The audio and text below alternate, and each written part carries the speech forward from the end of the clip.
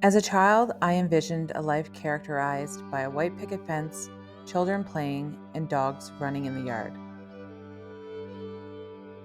Losing my mother in 2015 was not an event that I had envisioned. In the years that followed, every peak in life, my marriage, motherhood, and MBA, was met with a valley, including my own breast cancer diagnosis, in which I emerged cancer-free.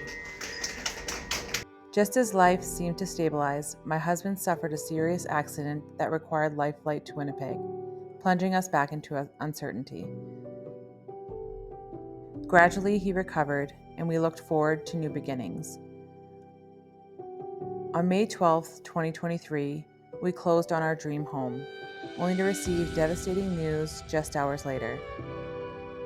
I had been given 2 to 3 months to live. In that moment, time stood still.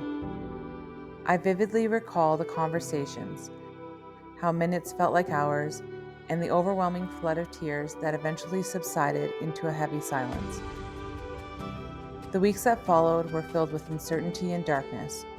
When my oncologist informed me that my cancer was HER2 positive, we felt a glimmer of hope. There were treatment options and a plan. As the weeks turned into months and my scans showed a positive response to treatment, a lingering anxiety remained, waiting for the other shoe to drop. And then it did. On July 2nd, 2024, the doctor's calm voice delivered the news I had dreaded. The cancer had spread to my brain. The following 10 days were filled with appointments and scans, each one feeling like standing at the edge of a precipice, bracing for the ground to give way beneath me. I thought of my young children and my husband, who had supported me through so much. A new treatment option was presented, but uncertainty remained.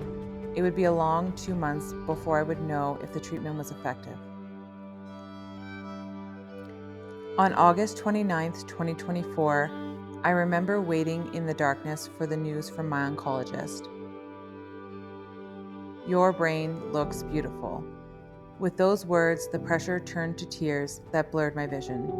Since the other shoe had dropped, I'm learning to walk barefoot.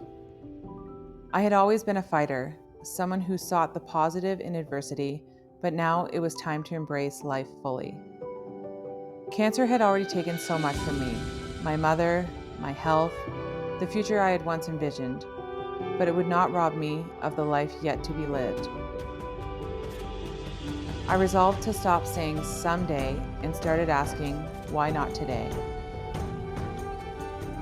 I thought of my mother and how she had embraced life before cancer took her from me. I had spent years pursuing goals, climbing ladders, and planning for a future I once believed was guaranteed.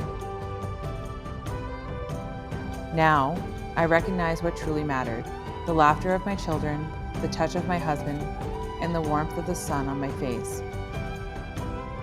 The smallest moments became the most significant.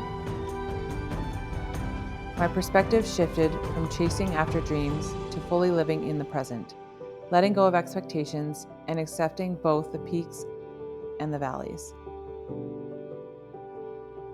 What matters is now. What matters is love, laughter, and creating lasting memories. Finding strength in my struggle.